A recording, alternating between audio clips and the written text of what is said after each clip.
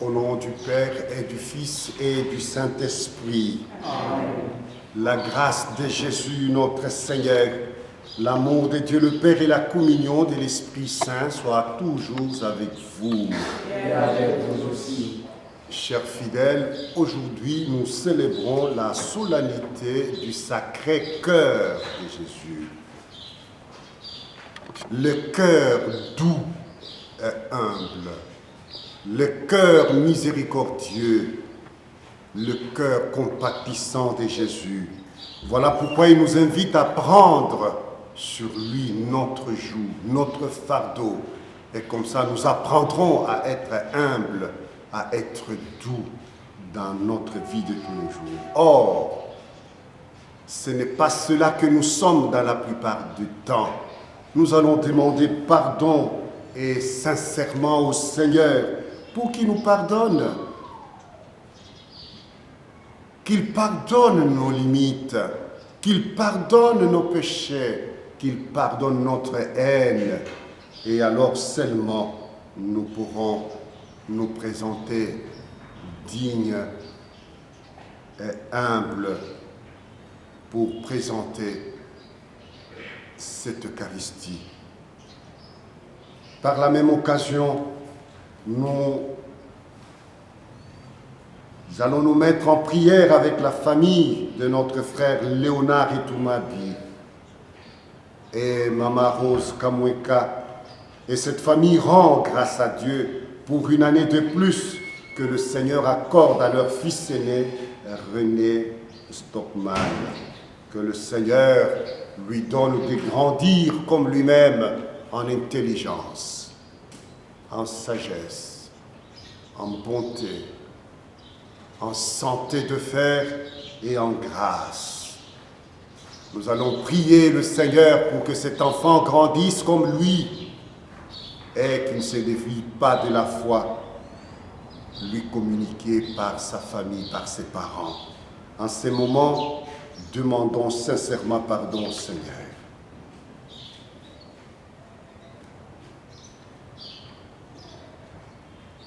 Je confesse à Dieu Tout-Puissant, je reconnais devant mes frères et sœurs que j'ai péché en pensée, en parole, par action et par omission. Oui, j'ai vraiment péché. C'est pourquoi je supplie la Vierge Marie, les anges et tous les saints, et vous aussi, mes frères et sœurs, de prier pour moi, le Seigneur notre Dieu. Que Dieu Tout-Puissant nous fasse miséricorde, qu'il nous pardonne nos péchés et nous conduise tous à la vie éternelle. Amen.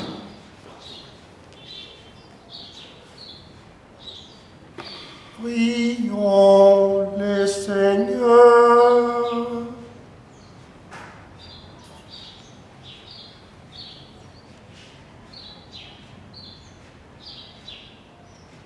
Seigneur notre Père, en vénérant les cœurs de ton Fils bien-aimé, nous disons les merveilles de ton amour pour nous.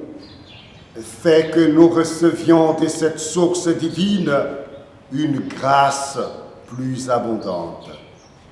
Par Jésus le Christ, notre Seigneur et notre Dieu, qui règne avec toi et le Saint-Esprit, Dieu pour les siècles des siècles. Amen. Le peuple que Dieu aime. C'est la lecture du livre du Deutéronome, 7e chapitre, du 6e au 11e verset. Moïse disait à Israël, « Tu es un peuple consacré au Seigneur ton Dieu. C'est toi qui l'as choisi pour être son peuple particulier parmi tous les peuples de la terre. Si le Seigneur s'est attaché à vous, s'il vous a choisi, ce n'est pas que vous soyez le plus nombreux de tous les peuples, car vous êtes les plus petits de tous. C'est par amour pour vous et par fidélité au serment fait à vos pères que le Seigneur vous a fait sortir par la force de sa main et vous a délivré de la maison d'esclavage et de la main de Pharaon, roi d'Égypte. Vous saurez donc que le Seigneur votre Dieu est le vrai Dieu, le Dieu fidèle qui garde son alliance et son amour pour 1000 générations, à ceux qui l'aiment et gardent ses commandements. Mais il y riposte à ses adversaires en les faisant périr, et sa riposte est immédiate. Vous garderez donc les ordres, les commandements et les décrets que je vous prescris aujourd'hui de mettre en pratique. Nous allons méditer cette première lecture avec les psaumes 102 et vous répondrez après moi, aimons-nous les uns les autres comme Dieu nous aime. Aimons-nous les uns les autres comme Dieu nous aime. Bénis le Seigneur, ô mon âme, bénis son nom très saint, tout mon être. Bénis le Seigneur, ô mon âme, n'oublie aucun de ses bienfaits. Aimons-nous les uns les autres comme Dieu nous aime. Car il pardonne toutes tes offenses et te guérit de toute maladie. Il réclame ta vie à la tombe et te couronne d'amour et de tendresse. Aimons-nous les uns les autres comme Dieu nous aime. Le Seigneur fait œuvre de justice. Il défend les droits des opprimés. Il révèle ses desseins à Moïse, aux enfants d'Israël ses hauts faits. Aimons-nous les uns les autres comme Dieu nous aime. Le Seigneur est tendresse et pitié, lent à la colère et plein d'amour. Comme la tendresse du Père pour ses fils, la tendresse du Seigneur pour qui le craint. Aimons-nous les uns les autres comme Dieu nous aime. Dieu nous a aimés le premier. C'est la lecture de la première lettre de Saint Jean dans son 4e chapitre, du 7e au 16e verset. Mes bien-aimés, aimons-nous les uns les autres, puisque l'amour vient de Dieu. Tous ceux qui aiment sont enfants de Dieu et ils connaissent Dieu. Celui qui n'aime pas ne connaît pas Dieu, car Dieu est amour. Voici comment Dieu a manifesté son amour parmi nous. Dieu a envoyé son Fils unique dans le monde pour que nous vivions par lui. Voici à quoi se reconnaît l'amour. Ce n'est pas nous qui avons aimé Dieu, c'est lui qui nous a aimés et il a envoyé son Fils qui est la victime offerte pour nos péchés. Mes bien-aimés, puisque Dieu nous a tant aimés, nous devons nous aussi nous aimer les uns les autres. Dieu, personne ne l'a jamais vu. Mais si nous nous aimons les uns les autres, Dieu demeure en nous et son amour atteint en nous sa perfection. Nous reconnaissons que nous demeurons en lui et lui en nous, à ceux qui donnent part à son esprit. Et nous, qui avons vu, nous attestons que le Père a envoyé son Fils comme sauveur du monde.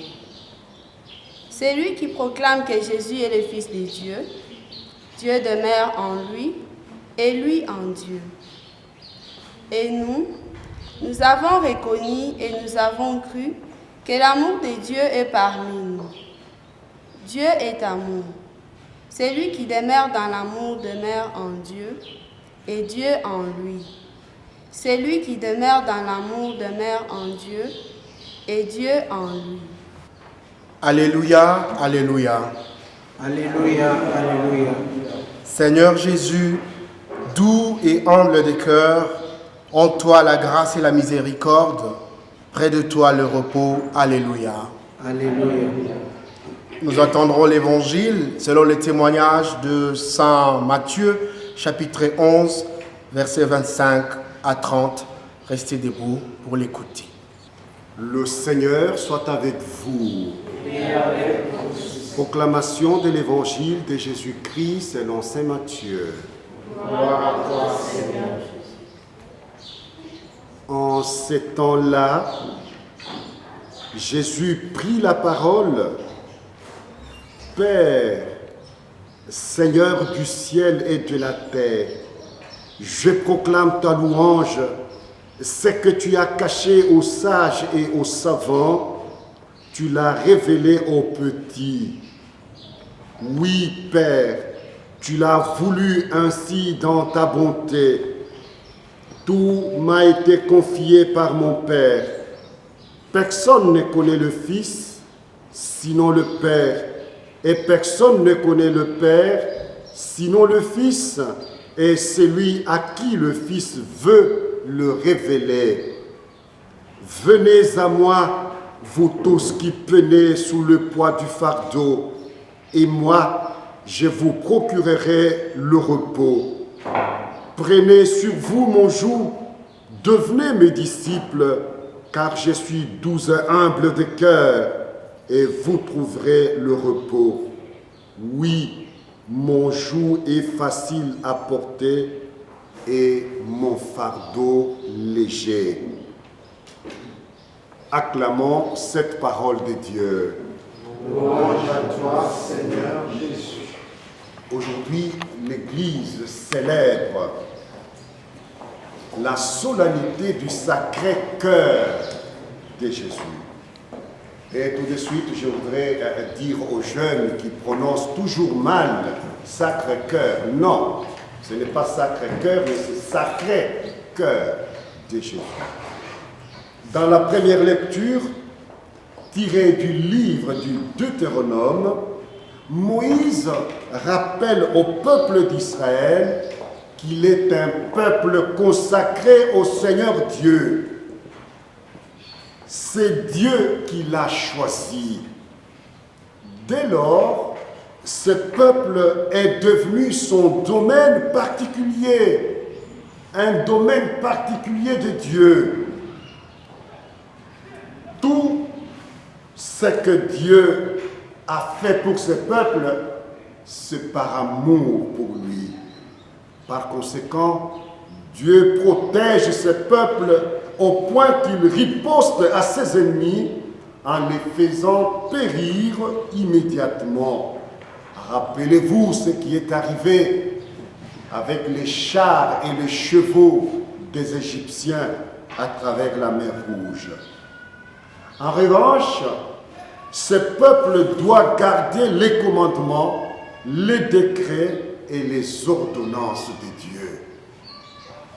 Par amour, Dieu a choisi ce peuple et voilà pourquoi il est tenu à garder les commandements, les décrets et les ordonnances de Dieu. Dans la deuxième lecture, tirée de la première lettre de Saint Jean au chapitre 4e, du 7e au 16e verset, Saint Jean, qui a expérimenté l'amour de Jésus, nous révèle que celui qui aime est né de Dieu. Celui qui aime est né de Dieu. Celui qui n'aime pas ne connaît pas Dieu. Celui qui n'aime pas ne connaît pas Dieu. C'est Dieu qui nous a aimés le premier, en nous envoyant son Fils en sacrifice de pardon pour nos péchés. Par ces paroles, vous pouvez vous-même constater et voir combien de ceux qui se disent chrétiens ne connaissent pas Dieu. Nous nous disons chrétiens, mais est-ce que nous aimons? Et Saint Jean est catégorique. Du moment que nous n'aimons pas, alors nous ne pouvons pas dire que nous aimons Dieu, que nous connaissons Dieu. Ici, je dois vous rappeler ce que je vous ai déjà dit une autre fois. En hébreu, le verbe connaître et le verbe aimer, c'est la même chose. Quand Jésus ou quand Jean dit « je connais Dieu », c'est-à-dire on peut remplacer par « j'aime Dieu ». Et si vous dites que vous connaissez Dieu alors que vous n'aimez pas, là, vous êtes tout simplement menteur. Dans l'évangile de ce jour, selon saint Matthieu, au 11e chapitre, Jésus vous rappelle, chers enfants, chers jeunes, chers parents, que nous fêtons aujourd'hui son cœur sacré, son cœur aimable, son cœur doux, son cœur humble. Ce sacré cœur de Jésus nous renvoie à l'évangile selon saint Jean au 19e chapitre, le 34e verset, où nous lisons ceci. Un des soldats, d'un coup de lance, frappa Jésus au côté et aussitôt il en sortit du sang et de l'eau. Il en sortit du sang et de l'eau.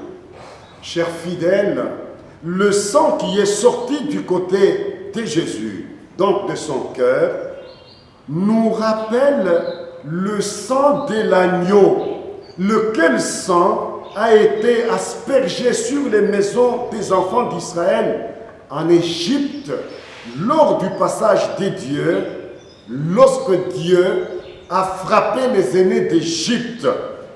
C'est le sang, ce sang-là qui était aspergé sur les maisons, c'est ce sang qui a sauvé les enfants d'Israël. Parce que la consigne était que les enfants d'Israël, avant de partir d'Égypte, ils devaient asperger le sang de l'agneau sur leur maison. Et quand Dieu passerait, en trouvant le sang, il allait protéger ces maisons-là. C'est le sang qui est sorti du cœur de Jésus. Un sang qui sauve. Et ce sang représente pour nous le sacrement de l'Eucharistie. Le sang qui est sorti du cœur de Jésus, c'est pour nous l'Eucharistie. C'est-à-dire rendre grâce, dire merci au Seigneur pour ce qu'il fait pour nous. Comme les parents aujourd'hui de René Stockman disent merci au Seigneur pour une année de plus, c'est-à-dire pour son anniversaire. Les parents disent merci au Seigneur pour ses bienfaits.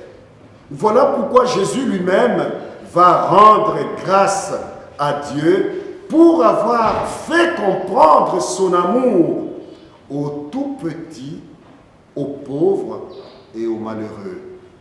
Les savants, les érudits, qui veulent tout comprendre par leur intelligence, refusent cet amour de Dieu. Et voilà pourquoi ils ne peuvent accueillir l'amour de Dieu. C'est dans cet ordre d'idées que Jésus institue l'Eucharistie pour nous permettre de dire merci à Dieu pour tout ce que nous recevons de lui, pour tout ce dont nous sommes bénéficiaires. Chers fidèles, l'eau qui est sortie du côté de Jésus symbolise l'Esprit. Cette eau évoque la source qui doit jaillir de Jérusalem pour effacer les péchés et les souillir. Et là, c'est ce que le prophète Zacharie nous dit dans son 13e chapitre. L'eau renvoie au baptême. Jean le Baptiste va clarifier ce symbolisme de l'eau en identifiant l'Esprit de Dieu. Lorsque Jean-Baptiste voit venir Jésus vers lui, il va déclarer « Voici l'agneau de Dieu qui enlève le péché du monde. C'est lui qui baptise dans l'Esprit. » Étant donné que c'est par l'eau que nous sommes baptisés, Jean le Baptiste nous dit, lui a baptisé dans l'eau, mais Jésus qui vient qui est parmi nous et que nous ne connaissons pas, lui viendra pour nous baptiser dans l'Esprit.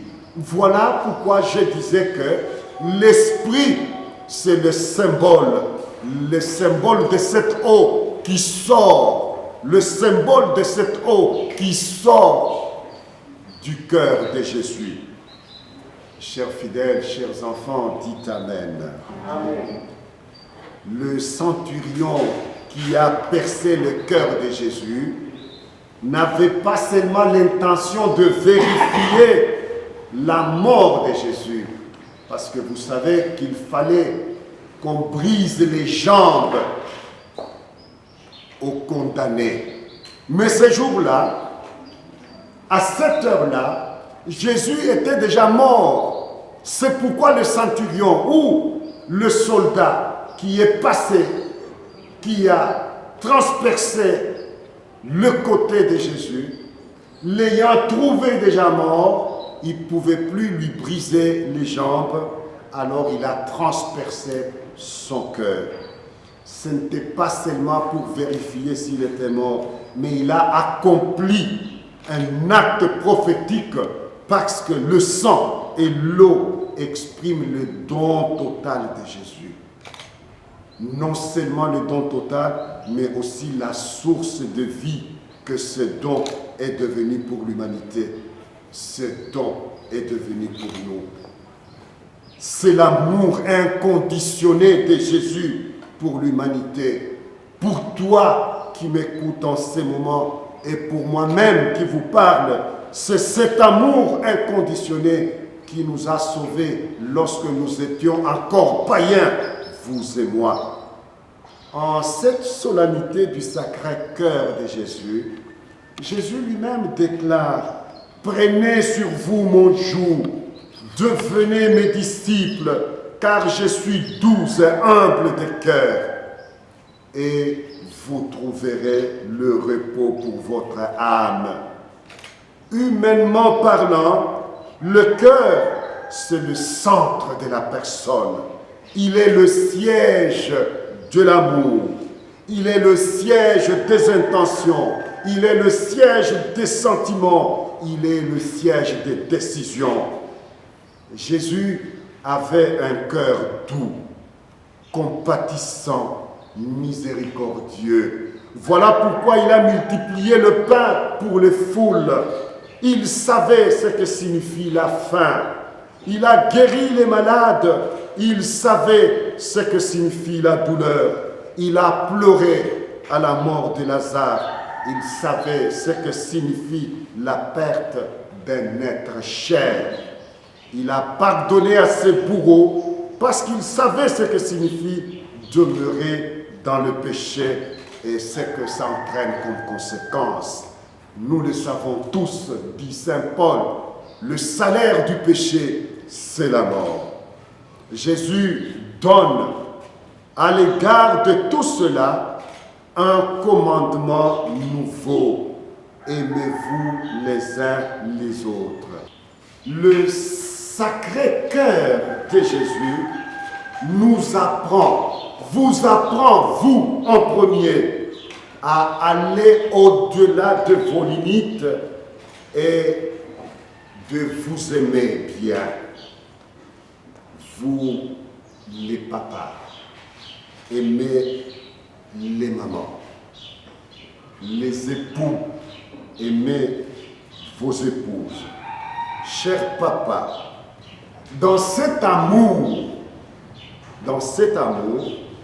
vous devez aller au-delà des limites de votre culture.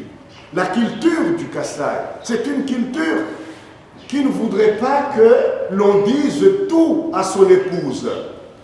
Il faut cacher certaines choses à l'épouse. Attention, votre épouse, c'est votre première amie. Lorsque vous faites certaines œuvres sans l'informer, et du moment qu'elle sera informée, elle va faire barrière à ces œuvres-là. Lorsque vous faites quelque chose, par exemple, vous construisez une maison, vous ne lui dites pas, du moment qu'elle saura, elle vous mettra mal à l'aise pour vous faire sentir que vous avez fait des choses à son insu. Elle va remettre en question votre amour pour elle. Ne dit-on pas en français, l'homme propose, Dieu dispose, et la femme s'oppose. Lorsque la femme apprend des choses que vous faites sur son dos, elle va s'opposer à ce que vous faites et vous allez pleurer. Papa, vous allez pleurer parce que vous allez commencer à raconter à tout le monde qui veut vous entendre. Mon épouse est mauvaise. Non, vous avez commencé très mal en lui cachant des choses. Lorsque vous serez capable d'immoler un coq à votre belle-sœur en l'absence de votre époux, en l'absence de votre mari, alors dites-vous, vous êtes devenue chrétienne. Votre belle-sœur vient chez vous et vous lui offrez le foufou avec au coq que vous venez d'immoler sans le consentement de votre époux, votre mari, alors là vous devenez chrétienne. Parce que beaucoup d'épouses, lorsque leur belle-sœur arrive à la maison, ces jours-là, si l'on doit préparer, c'est préparer au maillot vert, c'est préparer au sombé, comme ça la belle-sœur peut s'en aller. Et dès qu'elle a tourné le dos, les bonnes choses atterrissent sur la table. Chère maman, chères épouses, je vous rappelle ce que je vous ai déjà dit une autre fois. Une épouse avait préparé ce jour-là de tout son cœur de la viande. Elle ne savait pas qui s'inviterait à son repas. À sa grande surprise, une belle-sœur atterrit ce jour-là. Je suis venu vous dire bonjour. Cette dame a répondu entre les dents. Bonjour. Écoutez, en murmurant, elle s'est dit, mais ce bonjour seulement à l'heure du repas, c'est quel bonjour? C'est bonjour. Est-ce qu'on ne peut pas venir saluer les gens après avoir mangé? Or, quand elle est entrée à la cuisine, elle a couvert tout ce qu'elle avait déjà préparé et donc l'heure du repas était différée. On ne pouvait plus manger à cette heure-là, on devait attendre le départ de la belle-sœur. Et ils ont commencé à parler, la belle-sœur a parlé, mais l'épouse regardait la montre. Quand va-t-elle partir, cette diablesse? Quand va-t-elle partir? Et enfin, l'heure du départ est arrivée. Cette belle-sœur a dit au revoir et elle est partie. Et quand elle est partie, c'est à ce moment-là que la brave dame est allée ramener à table tout ce qu'elle avait déjà préparé. Et lorsque la belle-sœur est arrivée à 500 mètres, elle revient pour dire qu'elle avait oublié son téléphone. Quand elle arrive, elle trouve sa belle-sœur avec ses enfants à table. Imaginez-vous la suite. Chers jeunes, aujourd'hui, vous pensez que vos parents n'ont jamais traversé l'âge que vous avez aujourd'hui. Les parents ont l'expérience et c'est par amour qu'ils vous donnent des conseils. Mais parfois, vous n'écoutez pas les conseils des parents. Lorsque une maman vous dit, vous jeune fille, et vous sortez tardivement, vous revenez tardivement. Oh maman, toi aussi, qu'est-ce que tu crois? Mais la maman, qu'est-ce qu'elle croit? Elle peut mal croire. Elle ne pensait pas qu'elle n'est pas passée par votre âge. Si vous rentrez en retard, vous ne dites pas où vous avez été. Mais attention, vous inquiétez les parents. Et surtout la maman, pour vous, jeune fille. Le cœur humble et doux des parents, c'est pour votre amour. Voilà pourquoi ils vous conseillent. Si vous avez des parents qui vous conseillent mal, Au moins, vous avez été baptisés et donc vous avez reçu l'Esprit qui a été confirmé en plénitude lors de votre confirmation. Chers parents, c'est vous qui aimez les enfants les premiers. Les enfants que Dieu vous a donnés, ce sont les enfants que vous devez aimer. Mais il arrive que vous, les parents, vous soyez discriminateurs dans votre manière d'aimer. Lorsque vous avez un fils unique, lorsque vous avez une seule fille parmi beaucoup de garçons, ou le contraire, vous perdez de vue que ce fils unique-là a besoin d'éducation. Vous fermez les yeux à tout ce qu'il fait et vous ne savez pas que vous êtes en train de lui rendre un mauvais service.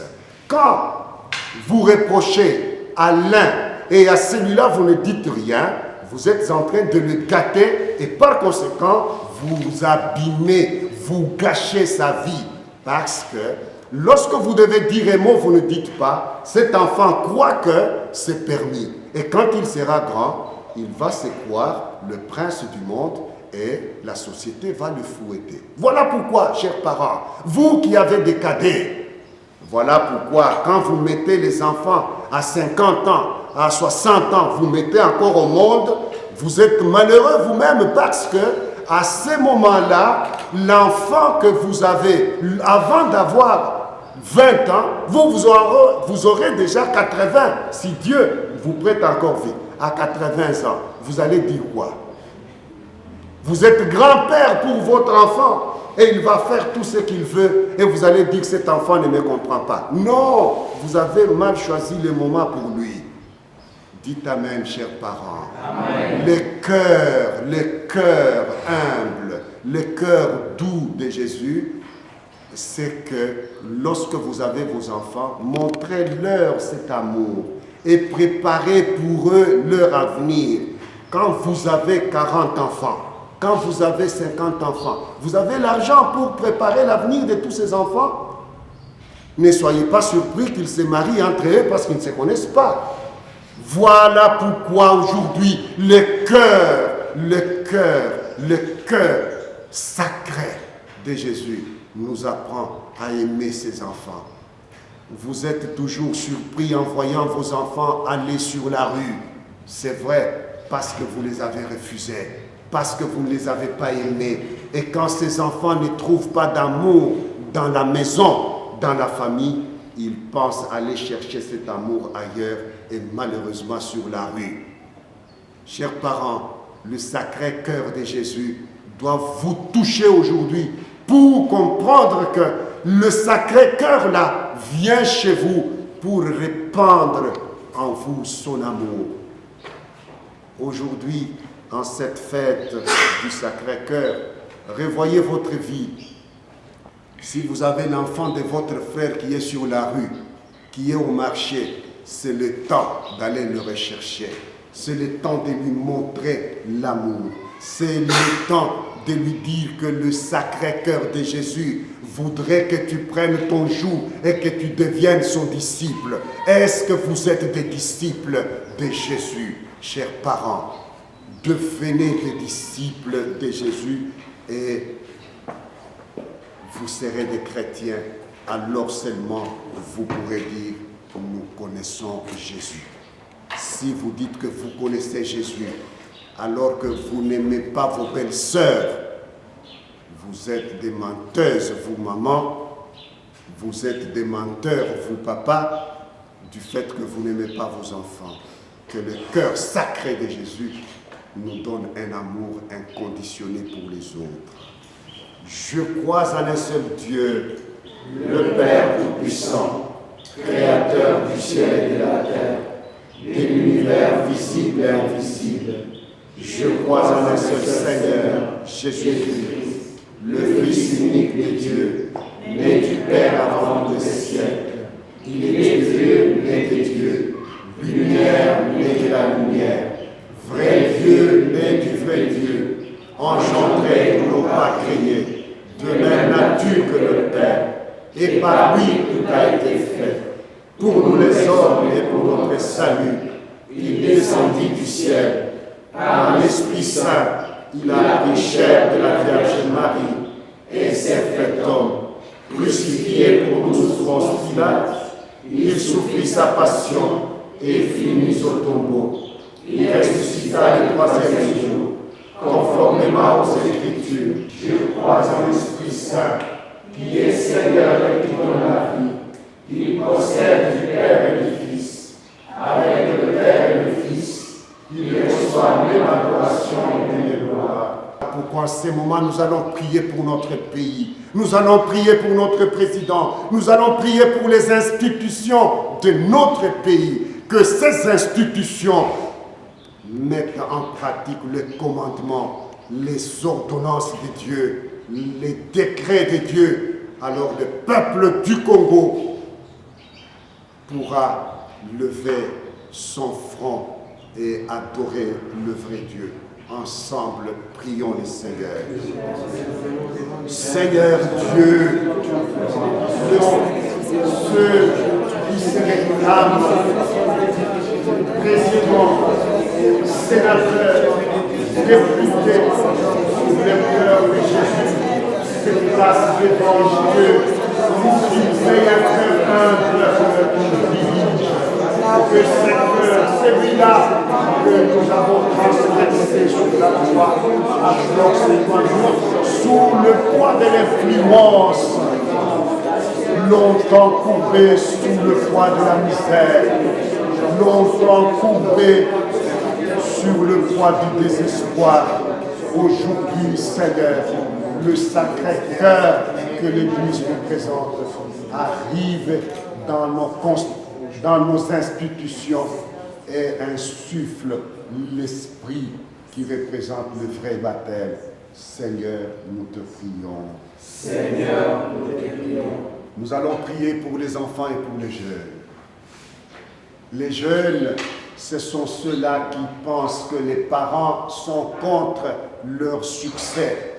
Les jeunes pensent que les parents sont ceux qui limitent leur liberté. Alors ils veulent former des groupes de pères.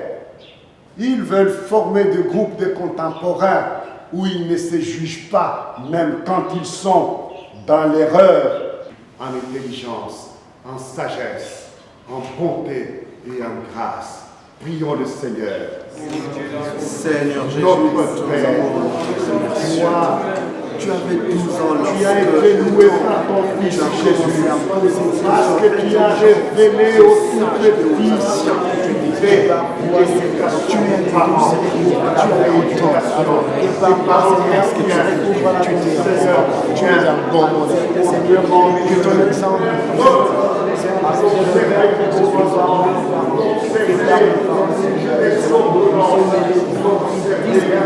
Seigneur Jésus-Christ, tu as dit à tes apôtres, je vous laisse la paix, je vous donne ma paix. Ne regarde pas nos péchés, mais la foi de ton Église, pour que ta volonté s'accomplisse. Donne-lui toujours cette paix et conduis-la avec l'unité parfaite, toi qui règnes pour les siècles des siècles.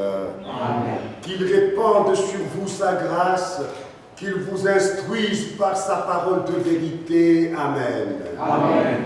Qu'il vous forme par l'évangile du salut et rende vos cœurs plus riches d'amour fraternel. Amen. Amen. Et que Dieu Tout-Puissant vous prenne en grâce, vous protège et vous bénisse. Le Père, le Fils et le Saint-Esprit. Amen. Allons et demeurons tous dans la joie du Christ. Bonne fête à tous. Merci.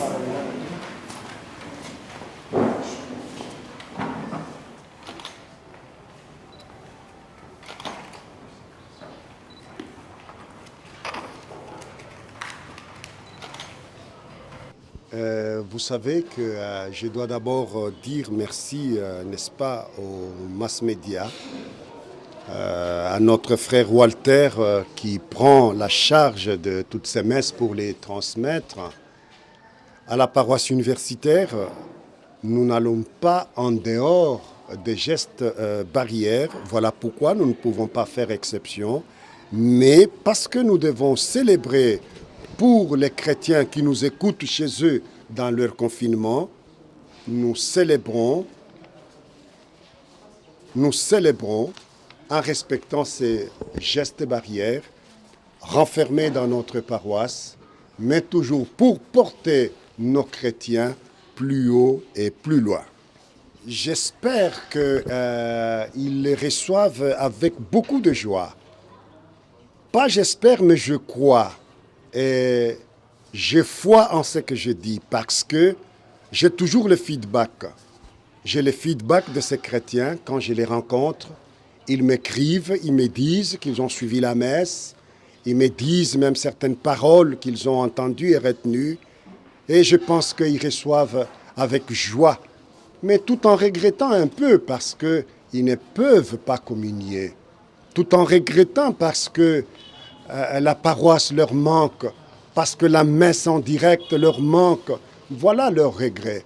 Mais la parole de Dieu, qui ne sera jamais confinée, la parole de Dieu, qui n'entrera jamais en confinement, leur parvient. Voilà ma joie.